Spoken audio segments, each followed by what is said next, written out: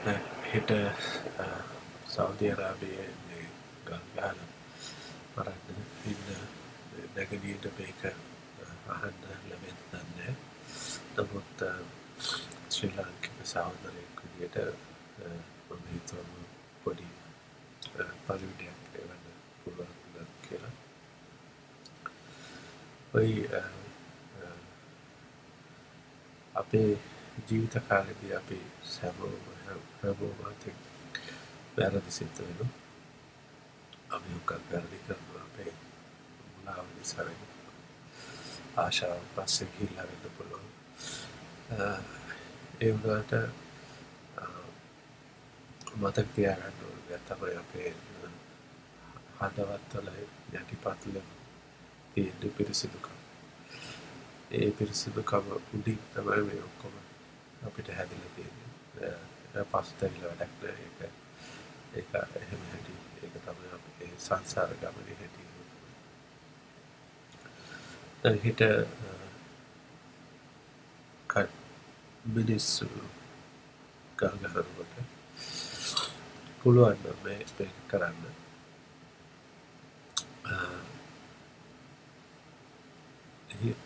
අපි අන්තිම වෙලාවේ මැරෙනකොට අපි නැවත මේ සංසාර ගමනේ යන ගමන තීරණය වෙන්නේ අපි අන්තිම වෙලාවේ අපේ හදවතේ මොනවද තියාගන්නේ. අපේ හදවතේ වෛරය තියෙනවා නම් මොකක් හරි පසුතැවීමක් තියෙනවා නම් අපිට ඒකට හරියන තැනක තමයි අපි ආපහු ඔය ගල් ගහන කට්ටියට අපේ වෛරයක් තියෙනවනේ. අපි ඒ වෛරය පිරිමහගෙන අපි තව මේ සංසාර ගමනේ යනවා. යන ගමනේදී අපිට ආපහු උප්පත්තිය ඊට පස්සේ ඔය කොහොම අපි ක්ලේශවලට මුලා වෙලා අපි ඔය කරන වැරදි ඔක්කොම කරන අපිට ඊට පස්සේ පසුතැවීම ඊට පස්සේ ඔක්කොම වේදනාව විඳින්න සිද්ධ වෙනවා. ඊට පස්සේ ආපහු මරණ. ඔක දිගින් දිගට යනවා. ඒක අවශ්‍ය දෙයක් නෙවෙයි. ඒක ඔයගොල්ලන්ගේ පලි ගන්න, ඔයගොල්ලන්ට වෛර කරන්න, ඒක පිරිමහ ගන්න අපි මිලියන වාරයක් ඇවිල්ලා යන්නේ සිද්ධ වෙනවා.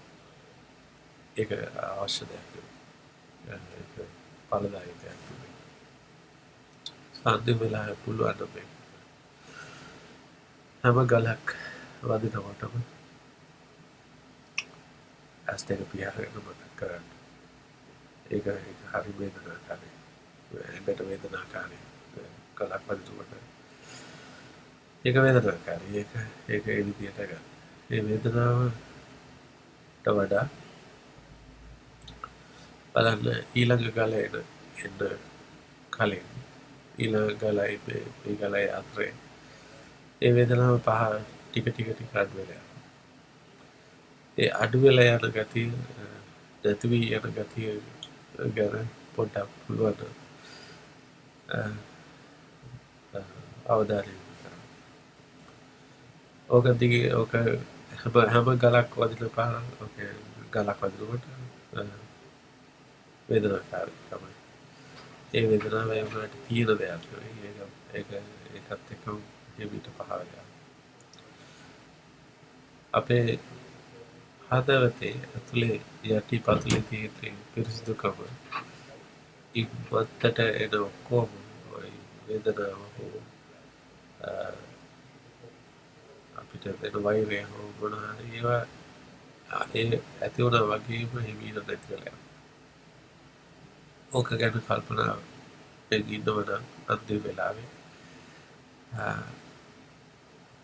පුළුවන් නම් ඔබට සහනයක් ලැබේ. මොකද ඒක తాවකාලික දෙයක් විතරයි. මරණ මොහොත දක්වා යම් කිසි දෙයක් පිටින් වෙනවා නම් ඒක පිටින් වෙන්න දෙන්න. ඇතුලේ වෙන දේ ගැන විතරක් අවධානය යොමු කරන්න. ඇතුලේ වෙන්නේ වේදනාව හට ගන්නවා, වේදනාව නැති වෙලා යනවා. වෛරය හට ගන්නවා, වෛරය නැතිලා යනවා. ඒ වෛරයට කියන්න අවශ්‍ය දෙයක් නෙවෙයි. මට අවශ්‍ය නැහැ වෛරය. ඒක පිටින් සිද්ධ වෙන දෙයක්. ඒක ගල් ගහන කට්ටිය ගල් ගහ ඒගොල්ලන්ගේ උමනාව. ඒක මට කිසිම වෛරයක් නැහැ. මගේ හදවත හැමදේශම පිරිසිදු කරගන්න. එහෙම ගිහිල්ලා හැම දෙයකටම හැම මිනිස් මෙතෙක් ඔබට මොන හරි කවුරු හරි කරලා තියෙනවා නම් හැමෝටම දෙන්න මේ අනුකම්පාව සමාව දෙන්න. ඊට පස්සේ හිමීට පිරිසිදු කරගන්න පුළුවන්. මේක හරි අමාරු දෙයක්. මම මේ ලේසි දෙයක් නෙවෙයි මම කියන්නේ. ඒක ලොකු උත්සාහයක් ගන්න ඕනේ. ලොකු ඒකේ අරගලේ හරි අමාරු අරගලයක්.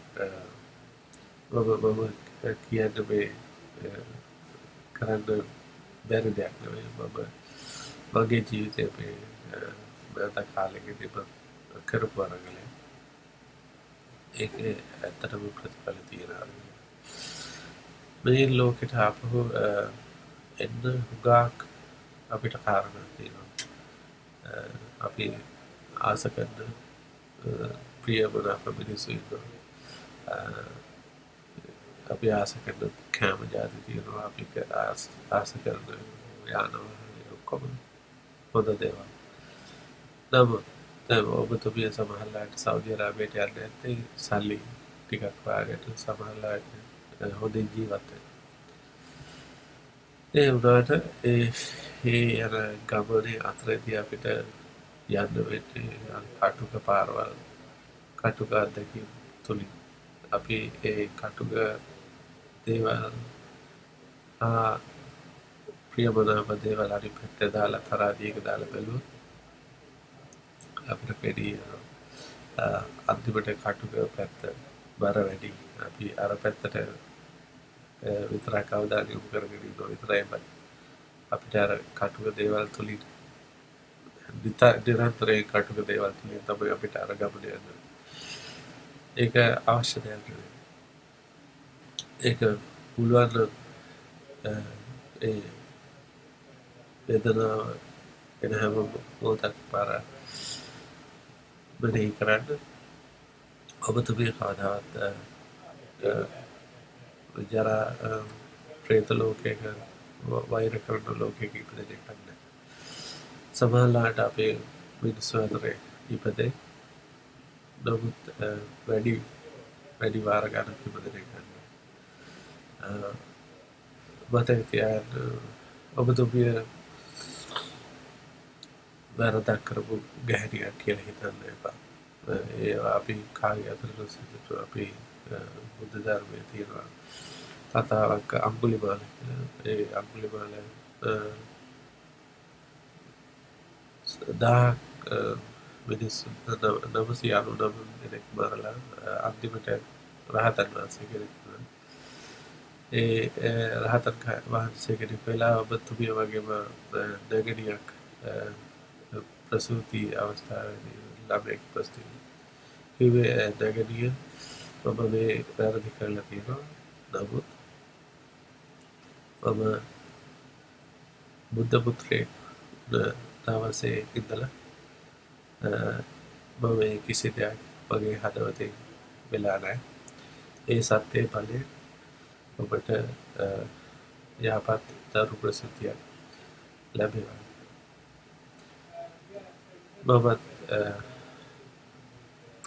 මම පුළුවන් තරම් මගේ හදවතෙන් ඔබට ප්‍රාර්ථනා කරනවා. වේදනාව අඩු මරණයකට මුහුණ දෙන්න ඔබතුමියට හැකියාව ලැබේවා.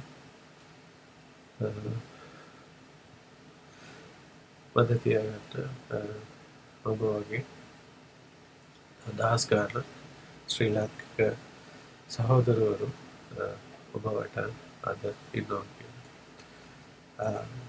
බය නැතුව මරණයට මුහුණ